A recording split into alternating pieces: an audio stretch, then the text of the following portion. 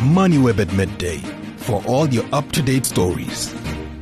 Now, can your pension money be frozen before you have been convicted of any crime?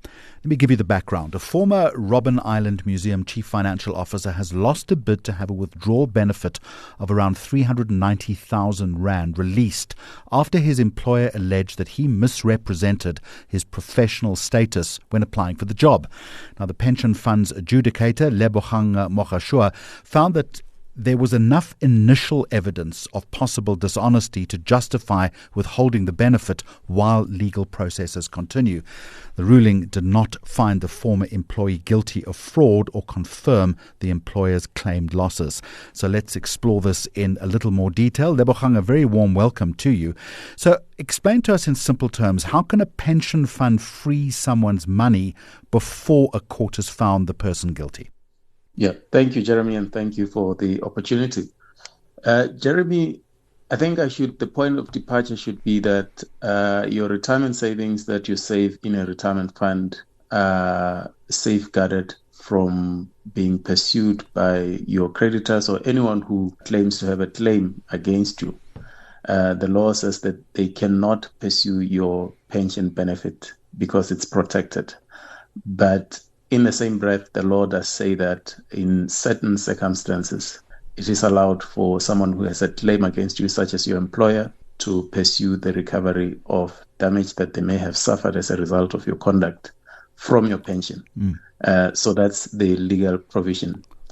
And from that, the law says that the employer, or whoever has a claim against you, if it's the employer cannot recover the loss that they suffered or they are alleged to have suffered from your pension, except if they obtain a judgment of court that determines that you're liable to compensate them, or if you've written down or acknowledged liability to the employer in writing.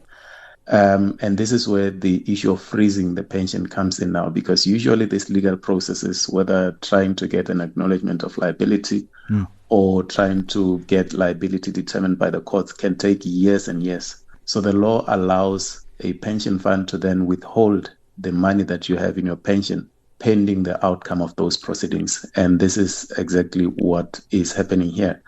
The employee's pension has been frozen because there are legal proceedings that are unfolding to determine their liability to the employer. In pure legal terms, though, Lebogang, does that not undermine the presumption of innocence? It doesn't, because as you correctly pointed out when you introduced this matter, the withholding of the benefit does not mean that the employee has been found guilty. It just says that the employer has provided sufficient initial evidence that there might have been wrongdoing and that it might have a valid claim. And therefore, we are keeping the money, we're freezing the money, we're not paying it out, so that in the event that it is determined that the employee is liable to the employer, then the employer has an option to recover it from the pension. So it's not a presumption that the employee is guilty of anything. Let me ask you about determination then. What level of evidence would an employer have to produce before a fund could withhold a benefit? So in legal terms, we call it prima facie evidence. So in simple terms, it just means that present credible, believable evidence. Not necessarily conclusive evidence, but believable. It must be believable on the face of it that the employer has suffered loss as a result of theft, fraud, dishonesty, or misconduct. And it's very important that I clarify for the listeners that the employer, it's not a carte blanche, so the employer is not entitled to recover money from a pension for just anything. It must be for loss suffered as a result of theft, fraud, dishonesty, or misconduct. And the courts have said that the misconduct that's envisaged in that section that we're referring to is one that has an element of dishonesty. So it's not just a general misconduct. There must be dishonesty, and it must have caused the employer loss, or there must be believable evidence that it might have caused the employer loss.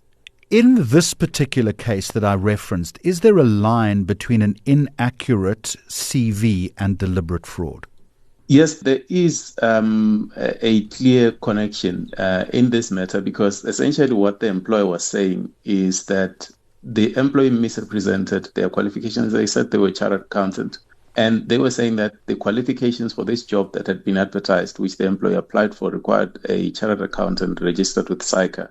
And therefore, the employee misrepresented their qualifications, and they then were appointed, they were paid salaries on that basis, and there were issues around the quality of the work that the employee has done, and the issues that arose around compliance, irregular expenditure, etc., that arose there. So there's clearly a line that the employee has is alleged to have misrepresented their qualifications, and that qualifies as dishonesty under Section 37D, as the determination says. And how long would the benefit have to be frozen before the delay becomes unfair? So it's not an immutable period. There's no fixed period that says a benefit must be withheld for this long, and beyond that it becomes unreasonable.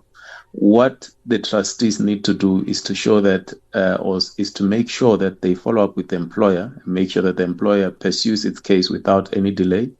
Because if there are delays in the prosecution of whatever claim the employer claims to have against the employee, and those delays can be pinned on the employer, then continuing to withhold the benefit then becomes unfair to the employee. And then in those cases, the benefit might have to be released. But if the employer is doing all it can to expedite the resolution or the prosecution of the claim, then that benefit can be withheld until the determination or the outcome of the proceedings.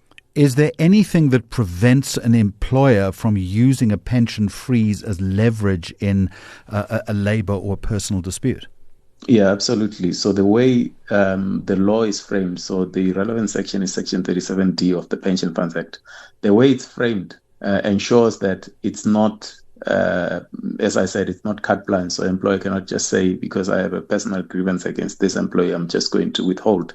Because the requirements for the withholding are very clear. The law says that there must be a loss, so the employer has to show that at least there's evidence that it has suffered some loss, and that loss arose as a result of the employee's theft, fraud, dishonesty, or misconduct. And this is where a lot of claims collapse, by the way, because the employer withholds for something else that's not theft, fraud, dishonesty, or misconduct. And there are cases where we found that the reasons for withholding were unlawful and therefore ordered the release of the money. But as long as the employer can show that there's been loss and that it arises from theft, fraud, dishonesty, or misconduct, then that withholding would be lawful. And just a final one, what warning do you think this ruling sends to employees, employers and retirement funds who might be handling similar disputes? I think the most important message from this determination is that, as I said, there must be loss that arises from theft, fraud, dishonesty, or misconduct. But the scope of what qualifies as theft, fraud, dishonesty, or misconduct is something that is quite interesting and is not always clear. And as far as I can recall, I've not seen a case, at least since I've been at the PFA, where the fraud or the dishonesty that the employee alleges, or that is alleged by the employer or the fund, is in relation to qualifications. So the important thing is that lying about your qualifications will not only cost you your career, but it can also cost you your pension, depending on the other facts and circumstances of the case. Thank you very much indeed. That is Lebogang Mogashua, who is the pension funds adjudicator.